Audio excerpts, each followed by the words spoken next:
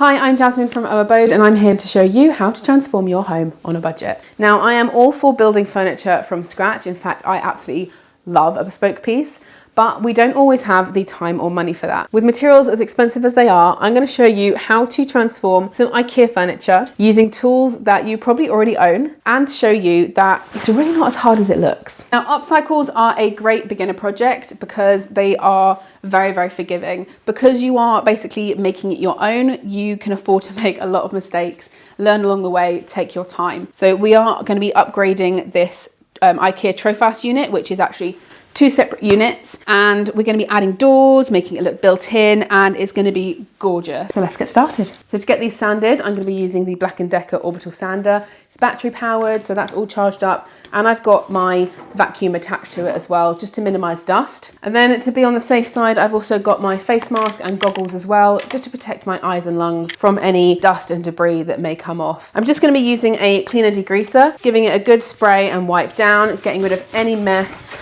any muck, any mark, and then giving it a good sand. This one especially because it's been painted, and the other one is just the bare wood, but it's got a lacquer on it, so I'm going to be sanding that as well. And the higher the number of grit, the smaller the particles, so a 120 will take off less material than a 80 or a 40 or a 60. If you don't have an orbital sander and you've only got a mouse sander, with an orbital sander you can go in any direction. It won't leave scratch marks anywhere, whereas a palm sander, you need to go along the grain of the wood. You can also get these little detail attachments to get into the little nooks and crannies, and don't forget to tear off any spare sander tips. Also, sanders sound scary, but trust me, they cannot hurt you. Now we're going to cut some pieces for the doors and trim down all the bits we need for the upright and the horizontals to make this look like one seamless unit. I used 18mm pine furniture board. I wanted to go for pine just to match the rest of the unit. You can use MDF or plywood instead though, because it is much cheaper, trust me. The issue being that they don't sell pine quite wide enough, whereas sheet material you can cut to size, but I will show you how to fix this. So to cut material safely, you want to make sure both sides are clamped down or supported. I've got a piece of timber here as my guide rail so that I get a nice straight cut with my circular saw. You want to adjust the depth of the blade as well, and if you actually line up with the side of the timber, you want it one tooth lower than the actual material, and that will ensure the most efficient cut. I've swapped my blade out for a finer tooth blade because it gets much cleaner cuts. You also want to remember the more rougher edges on show. Make sure that that side is up, that the good side, the clean cut side, will be on the bottom as blades cut upwards. Other settings you want to look for on the front, and this is the bevel, but you want to make sure that that is at 0. When you are cutting wood, you are taking into account the kerf of the blade. We'll take out the thickness of the blade from this piece of wood, so that's why you want to make sure you are cutting on the waste side. To help you get your guide rail lined up, so you want the 0 line on the edge, and just make sure you've got it all lined up. Push your piece of wood up against it and then clamp in place, and then do the other end and clamp in place. And then once your battery is in, you can just make a start. Obviously making sure both your hands are well away from the blade. You also want a pair of safety glasses, and if you're cutting MDF especially, you want a mask on. You do not want to wear gloves, and also ladies, tie your hair back as well. I cut these to 78.4 centimeters long for the doors, and then for the face frame you'll need two 5.2 centimeters long and one at 93 centimeters,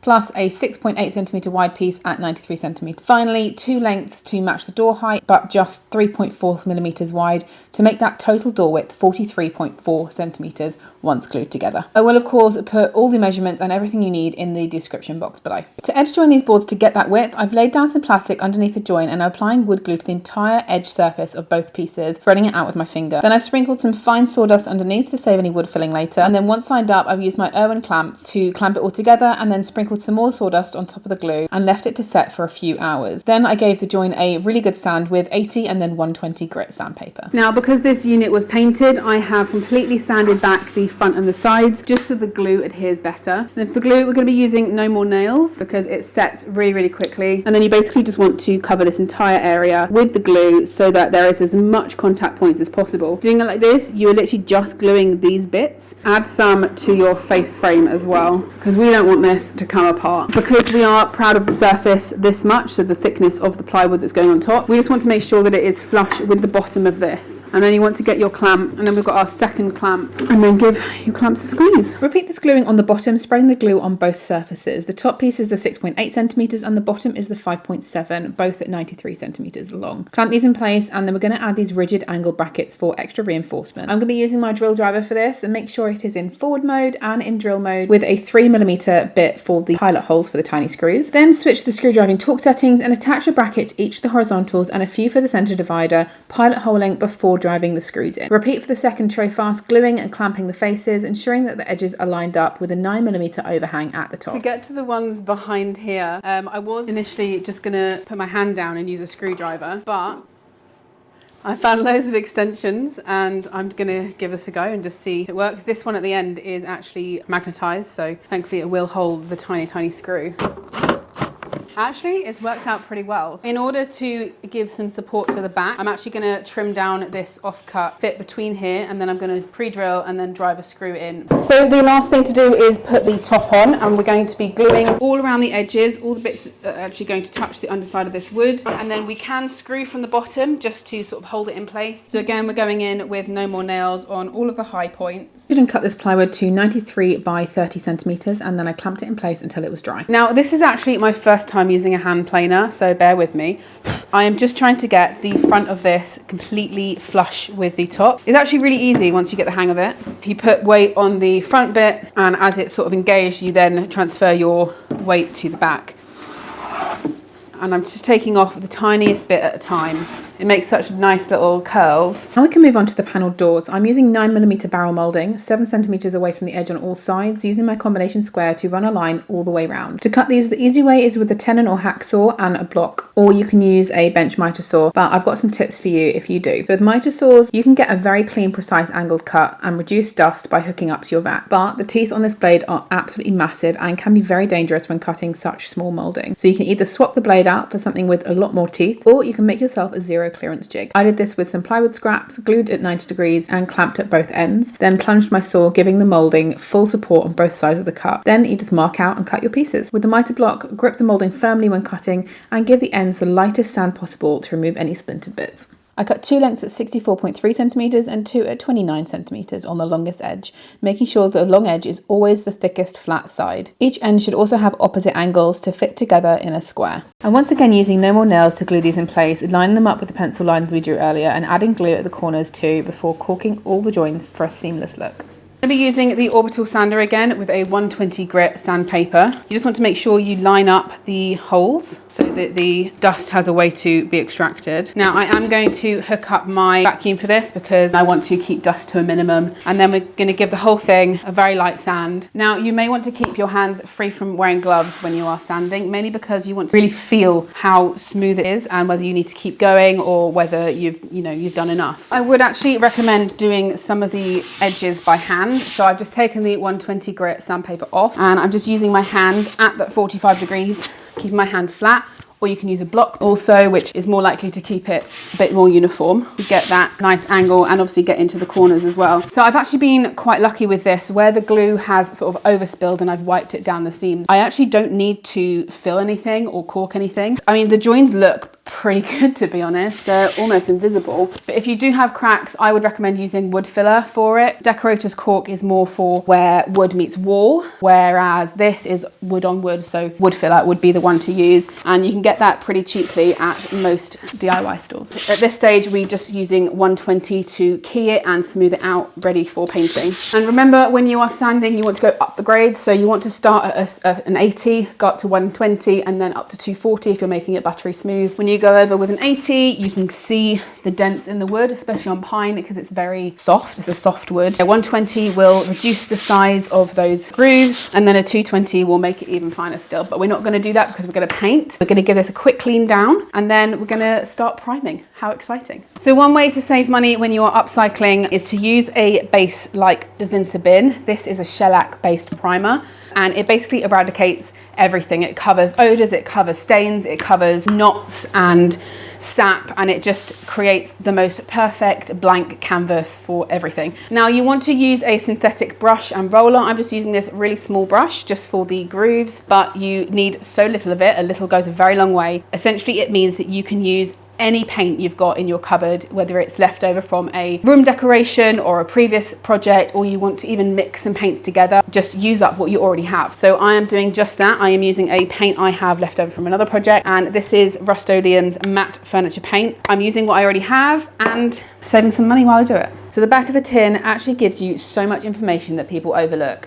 Now it will tell you how to prepare the surface, how to apply it, the conditions it needs to be applied in, and how long it's going to cure. Furniture paints, especially ones that have a sealant built in, people think that they are instantly scratch proof, but they are not. A lot of furniture paints will actually tell you that there is a dry time and a full cure time. This is the one that will tell you how long to wait until it is fully cured. For example, the wardrobes I built in my son's room, the paint I used for that actually had a cure time of a week. So I had to wait a week until it was fully cure and scratch proof, and now it is diamond tough. People try to rush projects. This is the year of slowing down. When you first open your paint, you want to shake it and stir it. That's just to make sure that any gloopy bits at the bottom come to the surface and you've really mixed the color thoroughly. So the final step before going in with your final coat is to just give it a light sand, either with a sanding block or sandpaper. Because this is our last coat, I'm going in with a super fine grit. We literally just want to take off any high bits and give this a really light key. You don't want to apply any pressure at all, just swipe it along,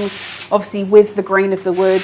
When upcycling, a lot of people skip the sanding parts just because it's time consuming, you know, you just want to get it painted. But I would say the sanding part is the most integral part of upcycling or painting any piece of furniture, no matter what material it is. If you fail to prep, you are preparing to fail. If you do not sand between coats, if you do not wait the full dry time, you will not get the finish you're after. And I have learnt that the hard way. I want to go over the surfaces with a lint-free cloth to remove any dust left over from sanding. Then, because I saved the roller and everything in a Ziploc bag from the first coat, it is still wet and ready to use for the second and final coat. Getting in all of those grooves, corners, moulding profiles and nooks and crannies just to ensure you have an even coverage all over. This paint is so smooth and creamy. It's actually one of my favorites. Plus the color is absolutely stunning. So I need to add the hinges, and I'm using a double cranked flush hinge. You can use a normal flush hinge, it's just what the shop had. I am measuring 10 centimeters down from the top, as this aligns with where one of the first rungs is, and you don't want the hinge to overlap. So this is going just above it. I've measured 10 centimeters from there, and that's going in like that. And then the second one is going about 35 centimeters up from the bottom, again to avoid the runners. You need to recess them, otherwise the door will not sit flat against the unit. So what I'm doing is I've just got my chisels. I've measured out where these need to go. I just need to do this one. And I'm just marking, and I'm going to go down the side. I'm going to chisel out all this section. Do that both ends. Grab a chisel and a hammer and mark out with your end of your chisel the lines. Just want to give it a little tap, and you're only going in about 1 or 2 mil. You just want enough so the hinge is either flush or just below flush. And really make sure that your chisels are sharp. If you are familiar with a router as well, you can do it with the router. And very slowly and carefully, again, make sure your chisel is sharper than mine. Ideally, you should do this before you've painted.